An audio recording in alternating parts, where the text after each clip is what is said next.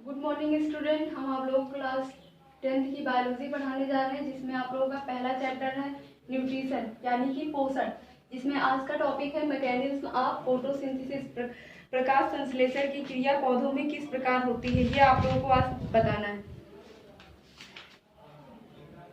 तो प्रकाश संश्लेषण की क्रिया विधि आपको बतानी है, ये कितने प्रकार का होता है। इसमें दो प्रकार की प्रकाश संश्लेषण की क्रिया विधि होती है, एक लाइट रिएक्शन होता है और एक डार्क रिएक्शन होता है। प्रकाश संश्लेषण की क्रिया विधि, मैकेनिज्म ऑफ फोटोसिंथेसिस, ये आप लोगों को आज बताना है। तो इसमें सबसे पहले ध्यान आपको बताया गया था, इससे पहले क्या क्या होता है। इसमें दो क्रियाएं आती हैं,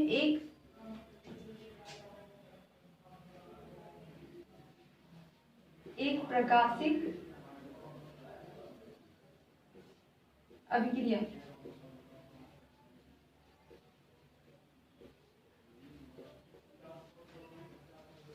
लाइट रिएक्शन,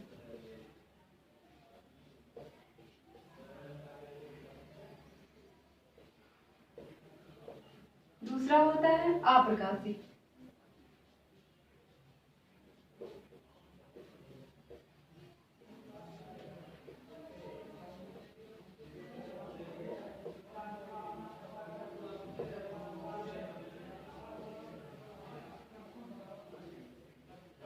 डार्क रिएक्शन। तो आपको इसमें पढ़ना है अप्रकाशिक अभिक्रिया किसे कहते हैं और प्रकाशिक अभिक्रिया किसे कहते हैं। पहला है प्रकाशिक अभिक्रिया, दूसरा है अप्रकाशिक अभिक्रिया। इन दोनों को पढ़ना है। प्रकाशिक जो लाइट की उपस्थिति में होगा, सन की उपस्थिति में होगा, सन उपस्थित हो, सन रेज, तब जो अभिक्रिया होगी उसी को लाइट रिएक्शन कहेंगे। और जो डार्क में होगी, अंधेरे में होगी, चाहे सन की रोशनी हो या ना हो, उसे अप्रकाशिक अभिक्रिया कहेंगे। तो इसमें सबसे पहले जान लेते हैं कि अगर प्रकाश रहेगा, लाइट की उपस्थिति रहेगी, तो किस प्रकार होगा, और अप्रकाशिक जब डार्क रहेगा, अंधेरा रहेगा, तो किस प्रकार की अभिक्रिया होगी। तो सबसे पहले प्रकाशिक के बारे में, इसे प्रकाशिक को एक नाम से और जानते हैं, OR हिल अभिक्रिया, हिल रिएक्शन।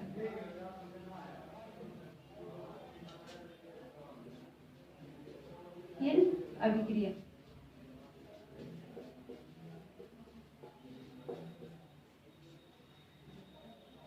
तो प्रकाशिक अभिक्रिया को, लाइट रिएक्शन को हिल रिएक्शन भी कहा जाता है। तो इसे किसने दिया था, सबसे पहले जिन्होंने इसकी खोज की थी उन्हीं के नाम पर इसको रख दिया गया था। इसकी खोज रॉबर्ट हिल ने किया था। रॉबर्ट हिल ने सर्वप्रथम इसका पता लगाया था कि प्रकाशिक अभिक्रिया किस प्रकार होती है। तो इनके नाम पर इस अभिक्रिया को हिल अभिक्रिया रख दी गई थी। और यह कहाँ पे होता है, यह हरित लवक जो होते हैं, यह हरित लवक के ग्रेना में होता है। लवक के ग्रेना में होता है। ग्रेना उपस्थित कहाँ पे होगा, कोई लीफ वो उस दिन आप लोगों को लीफ बना के बताया गया था नेक्स्ट वीडियो में, इससे पहले जो वीडियो बनी थी। तो यहाँ पे छोटे छोटे क्या होंगे, ग्रेना होंगे। और आपको 9th में भी बताया गया था, क्लोरो प्लास्ट का जब फिगर बनवाया गया होगा तो उसमें बताया गया होगा कि ग्रेना कहाँ पे उपस्थित होता है, ग्रेना किस प्रकार होता है, इसी प्रकार होता है।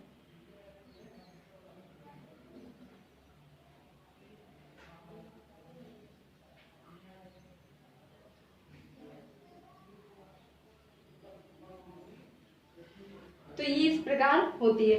तो इसके बाद आपको देखना है, और ये संपन्न कब होगी, जब इसको प्रकाश की उपस्थिति मिलेगी, प्रकाश की उपस्थिति में यह संपन्न होता है।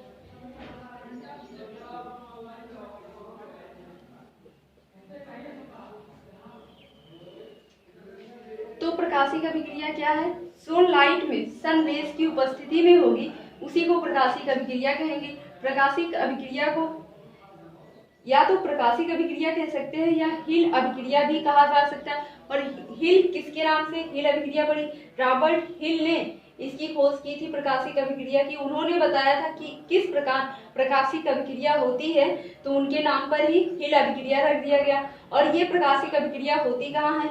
या हरित लवक के ग्रेना में होता है। ग्रेना पार्ट जो पत्तियों में पाया जाता है वहां पे होता है। और लास्ट पॉइंट है, प्रकाश की उपस्थिति में या संपन्न होता है। अगर सन रेज नहीं मिलेगा पादप को तो प्रकाशिक अभिक्रिया नहीं होगी। अगर नहीं मिल रहा है तो नहीं होगा, अगर सन रेज मिल रहे हैं तभी प्रकाशिक अभिक्रिया होगी, अन्यथा नहीं होगी। और ये क्या करेगा? सूर्य के प्रकाश को अवशोषित करेगा। सूर्य के प्रकाश को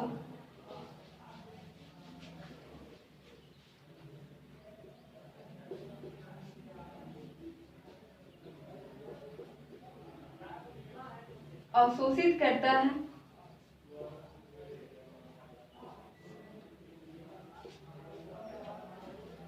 ये सूर्य के प्रकाश को अवशोषित करता है और एडीपी से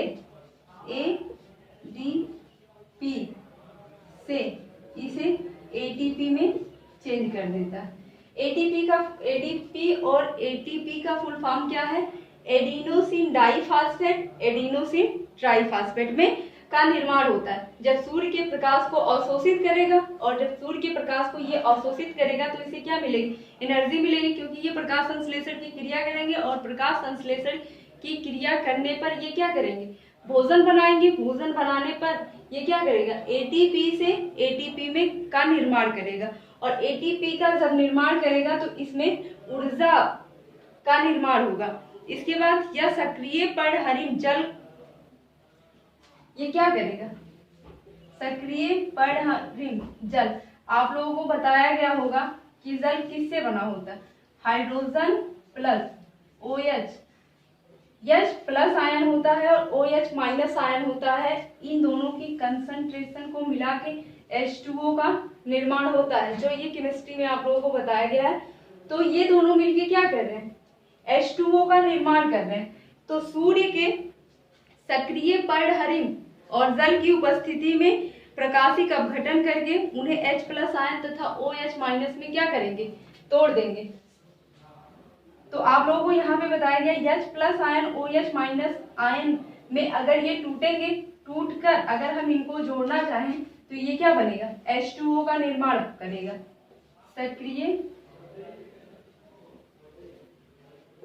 पर्णहरित की उपस्थिति में ये क्या करेगा? H plus plus OH minus ion देगा। अगर यही हम रिवर्सिबल अभिक्रिया कराएं इस प्रकार तो फिर यही हमारा आगे बन जाएगा। ये इधर से जा रहा है, फिर H2O का फिर से निर्माण होगा। लेकिन इस प्रकार ये अभिक्रिया नहीं होती है, इसी प्रकार ये अभिक्रिया होती है। तो 4 मॉलिक्यूल होंगे जल के और ये दोनों के साथ टूट जाएंगे, विखंडित हो जाएंगे। इसका अपघटन यहाँ पे हो जाएगा सक्रिय पर्णहरित की उपस्थिति में।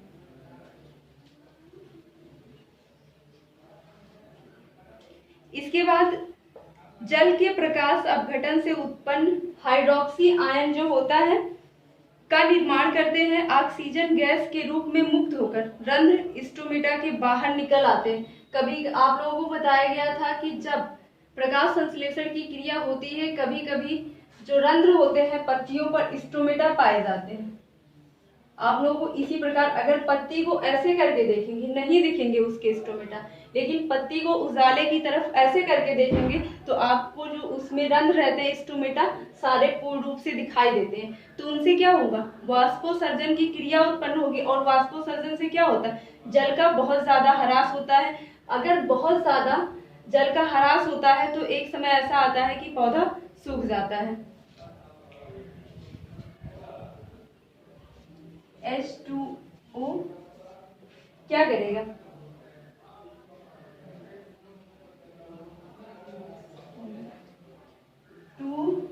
OH माइनस आयन, तो ये क्या करेगा 2H2O का निर्माण करेगा प्लस O2 गैस निकालेगा। जल सक्रिय वर्णहरिण की उपस्थिति में hydrogen plus ion OH minus ion में विखंडित कर रहा था, इसका अपघटन कर रहा था, लेकिन यहाँ पे OH सिर्फ OH माइनस आयन ही जल के साथ जल तो का निर्माण तो कर ही रहा है, वो भी जल के 2 अणु और क्या कर रहा है ऑक्सीजन को मुक्त कर दे रहा है, यहाँ पे ऑक्सीजन को मुक्त कर रहा है। इसके बाद लास्ट आता है प्रकाश अपघटन में मुक्त H प्लस आयन। आपने देखा है यहाँ पे H2O OH माइनस है, H2O बना रहा है, यहाँ पे ये बच रहा है, ये बच रहा है, तो क्या करेगा इसको मुक्त कर देगा आयन के रूप में, इसको मुक्त कर देगा।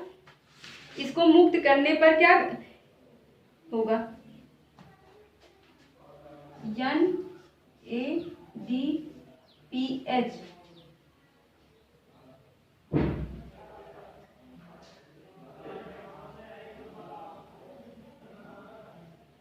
P को NADP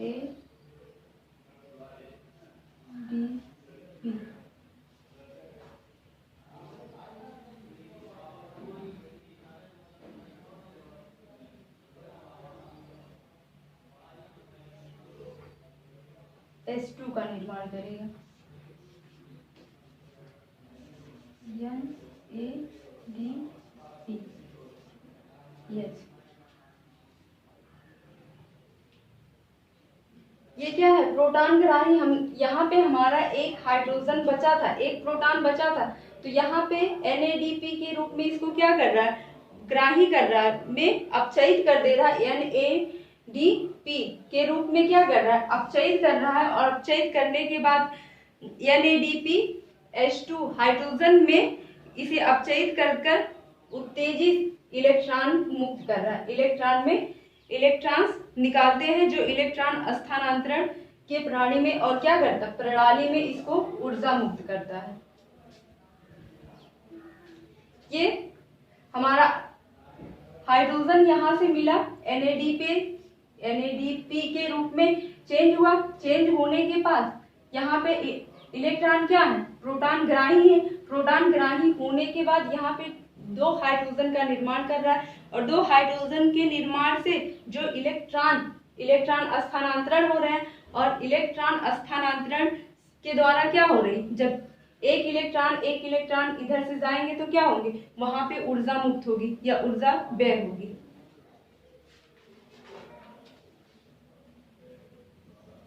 और इसी मुक्त ऊर्जा से ATP का निर्माण होगा। ATP का निर्माण होता है। जब ये ऊर्जा मुक्त होगी तो इसी से ADP से ATP का निर्माण होगा, और ATP क्या करती इसमें बहुत ज्यादा ऊर्जा होती है। जब ऊर्जा बनती है तो ATP के ही फॉर्म में बनती है। तो अगर ऊर्जा युक्त फास्फेट समूह जो ऊर्जा होते हैं फास्फेट समूहों से जुड़े होते हैं, इसी प्रकार फास्फेट समूहों से जुड़े होने के बाद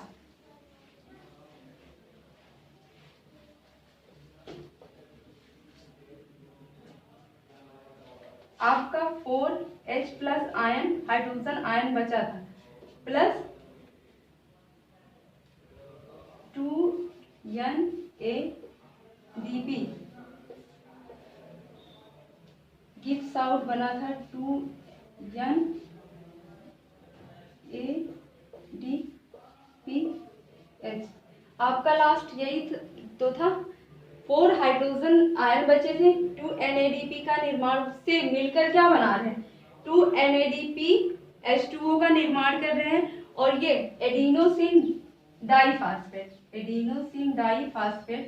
क्या कर रहा है ATP के साथ फास्फेट अणु का निर्माण कर रहा है। फास्फेट के रूप में ऊर्जा को संचित कर रही है, ATP के रूप में ऊर्जा को संचित कर रही है। जब हमारे शरीर में ऊर्जा खर्च होती है, यहाँ पे पादपों की बात हो रही है, जब यहाँ पे शरीर इनके जो ऊर्जा बनी रहेगी किसके फॉर्म में खर्च होगी ATP के फॉर्म में खर्च होगी। और जब ADP से ATP में चेंज होता है तो इसे फास्फो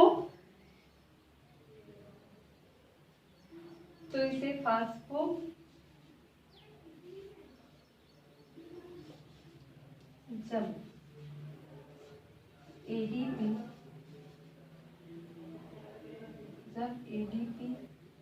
से ATP में चेंज होता है, ATP में परिवर्तित होता है।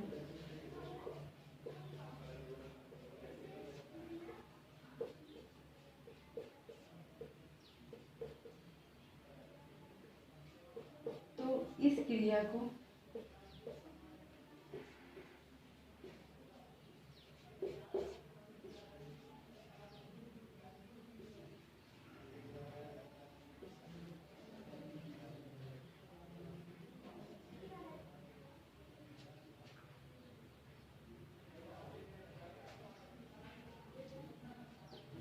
फास्फोरिलाइजेशन कहते हैं।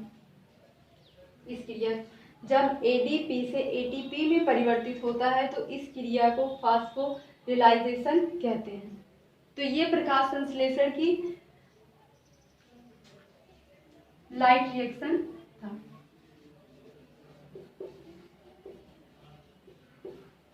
लाइट रिएक्शन के बाद आता है डार्क रिएक्शन, जिसे आप केल्विन चक्र भी कहा जाता है। C3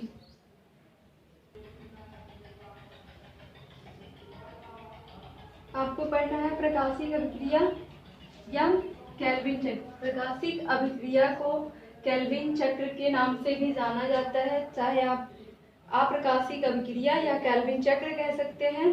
dark reaction OR Calvin cycle. तो केल्विन साइकिल जो होता है इसकी खोज ब्लैकमैन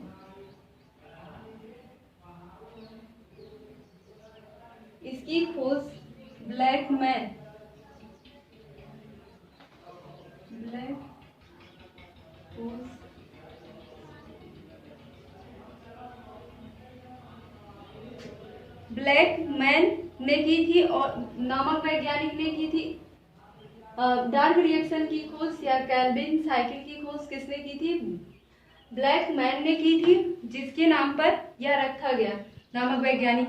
यह अभिक्रिया आपने उसको पढ़ा था, ग्रेना में पाया जाता था। आप प्रकाशिक अभिक्रिया जो होती थी वो ग्रेना में होती थी, लेकिन जो अप्रकाशिक अभिक्रिया होती है वो स्ट्रोमा में होती है। अप्रकाशिक अभिक्रिया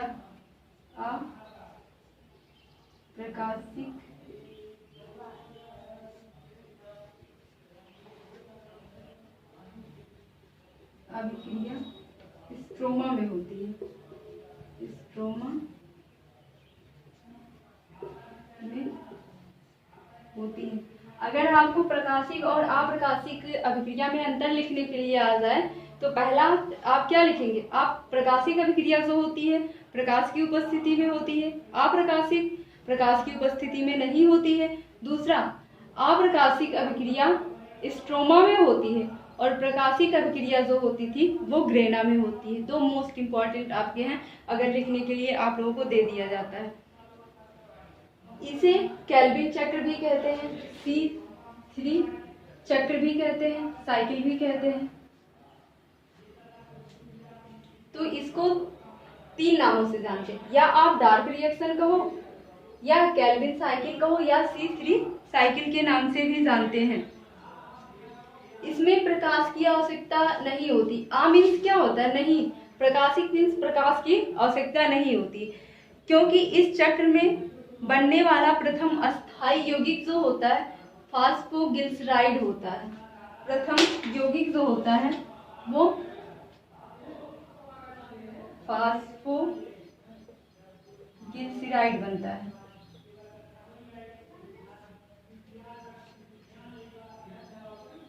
अम्ल के 3 कार्बन उपस्थित होते हैं। फास्फोग्लिसराइड के 3 कार्बन उपस्थित होते हैं।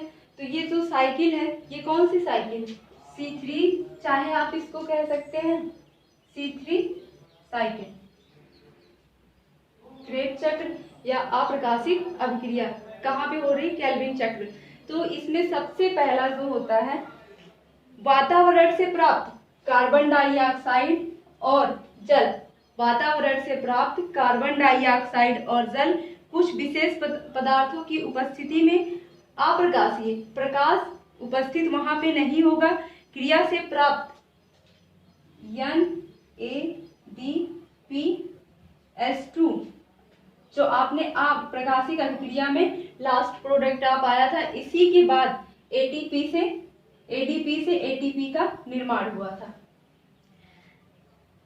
क्रियाओं से प्राप्त फास्फोग्लिसराइड नामक पदार्थ बनाते हैं, ये पदार्थ बताते हैं किसकी उपस्थिति में, रेबुलोज 1,5 से क्या होंगे, कार्बन डाइऑक्साइड और जल की उपस्थिति में कार्बोक्सिलीकरण करेगा और कार्बोक्सिलीकरण करने के बाद 3 फास्फोग्लिसरिक एसिड का निर्माण करेगा, जिसे आप एक नाम से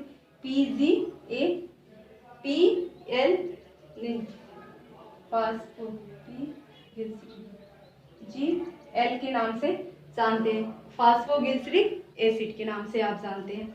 फिर इसके बाद क्या होगा, इसका अपचयन होगा, अपचयन ATP प्लस NADPH क्या करेगा, अपचयन करेगा और अपचयन करने के बाद, अपचयन का मतलब होगा उसे तोड़ देगा और तोड़ने के बाद क्या करेगा, ये ट्राइओज फास्फेट का निर्माण करेगा और ट्राइओज फास्फेट जब बन रहा है किसकी उपस्थिति में बन रहा है, ADP adenosine diphosphate plus PI और NADP फास्फेट की उपस्थिति में बन रहा है। और जब ट्राइओज फास्फेट बन रहा है तो क्या बना रहा है, C6H12O6 ग्लूकोज का निर्माण कर रहा है और ग्लूकोज के निर्माण के बाद क्या होता है, ग्लूकोज क्या करता है, शरीर को ऊर्जा देता है और जब ऊर्जा का निर्माण हुआ यहीं पे क्रेब साइकिल जो होती है खत्म हो जाती है। क्रेब साइकिल यहाँ पे खत्म होने के बाद क्या होता है, फिर से इसका पुनर्जनन होता है और पुनर्जनन होने के बाद यही क्रिया दोबारा फिर से स्टार्ट हो जाती है और जब ये साइकिल चलती है तो 6 कार्बन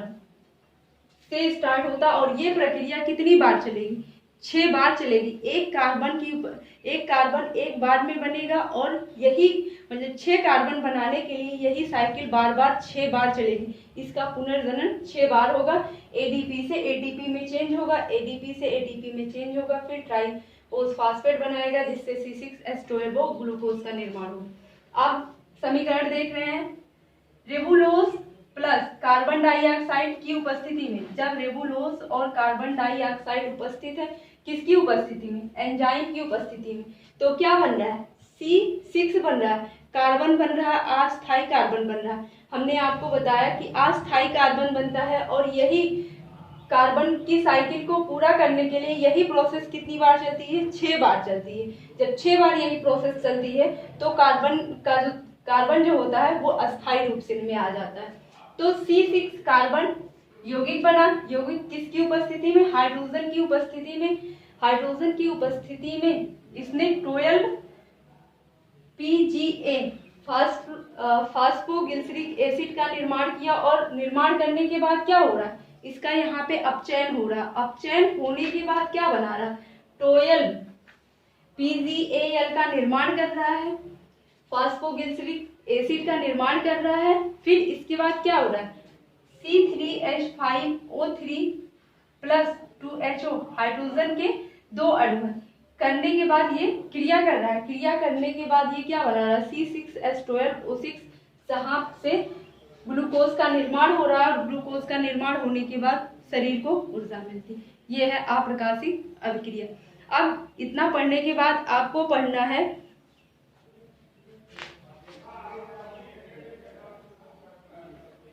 प्रकाश संश्लेषण के लिए आवश्यक अवस्थाएं क्या क्या होना चाहिए, प्रकाश संश्लेषण की क्रिया कब होती है, अगर होती है तो क्या क्या अवस्थाएं होनी चाहिए प्रकाश संश्लेषण की क्रिया के लिए।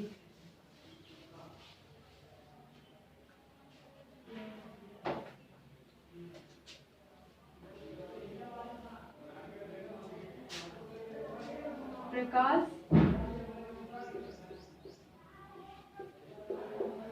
संश्लेषण के लिए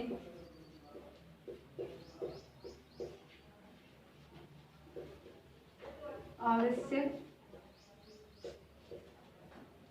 अवस्थाएं,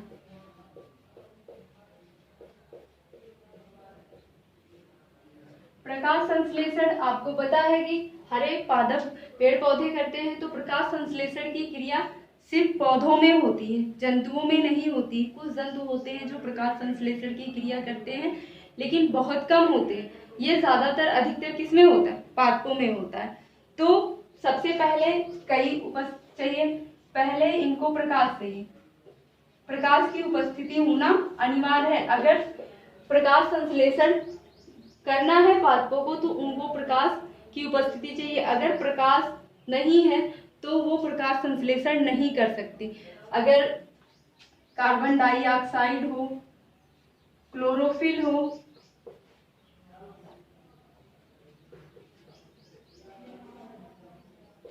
जल, ये तीनों उपस्थित हो और प्रकाश ना उपस्थित हो तो पादप अपना भोजन नहीं बना सकता, प्रकाश संश्लेषण की क्रिया उसमें नहीं होगी। सबसे पहले प्रकाश की आवश्यकता होती है, प्रकाश के बाद पर्णहरिण की आवश्यकता होती है। पर्णहरिण,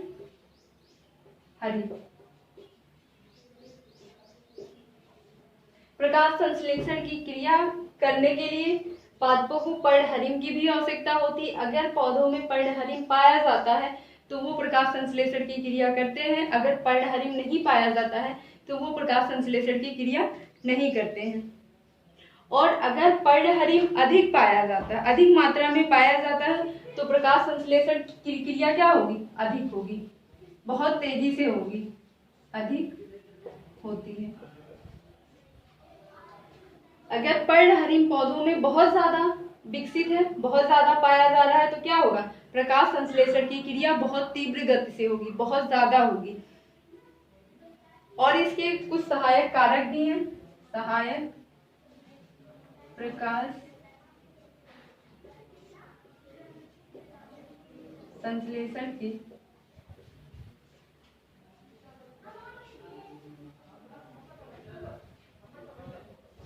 सहायक कारक। प्रकाश संश्लेषण के सहायक कारक कौन कौन से हैं? Carbon dioxide. कार्बन डाइऑक्साइड का क्या कार्य होता है? अगर कार्बन डाइऑक्साइड पादपों को ना मिले तो क्या करेंगे? भोजन वो नहीं बना सकती। अगर कार्बन डाइऑक्साइड की मात्रा बढ़ जाती है तो प्रकाश संश्लेषण की दर भी बढ़ जाती है।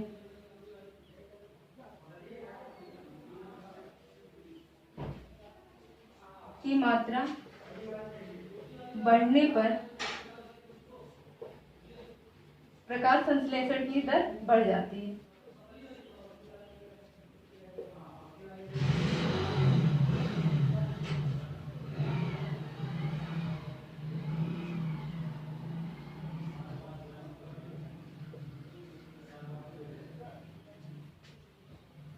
तो कार्बन डाइऑक्साइड की मात्रा अगर पादपों को बहुत ज्यादा मिलती है तो क्या होगा? प्रकाश संश्लेषण की दर बढ़ जाएगी। इसके बाद आता है तापमान, टेम्परेचर।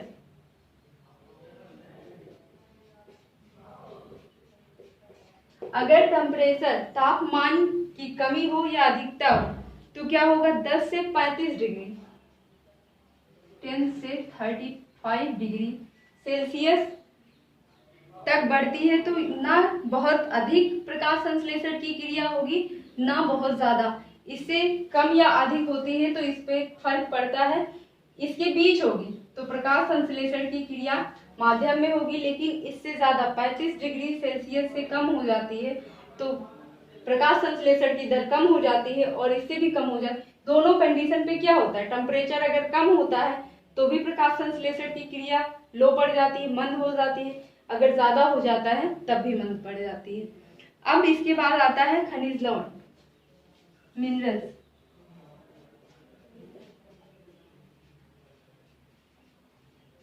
जैसे मैग्नीज, सल्फर, नाइट्रोजन, इन सब की कमी होने पर प्रकाश संश्लेषण की क्रिया मंद पड़ जाती है। पौधे जो होते हैं, खनिज लवण की अगर कमी हो जाए तो वो प्रकाश संश्लेषण की अभिक्रिया बहुत धीरे धीरे करते हैं, उनमें प्रकाश संश्लेषण की क्रिया धीमी पड़ जाती है।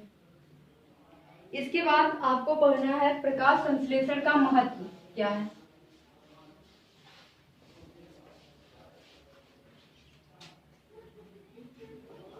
प्रकाश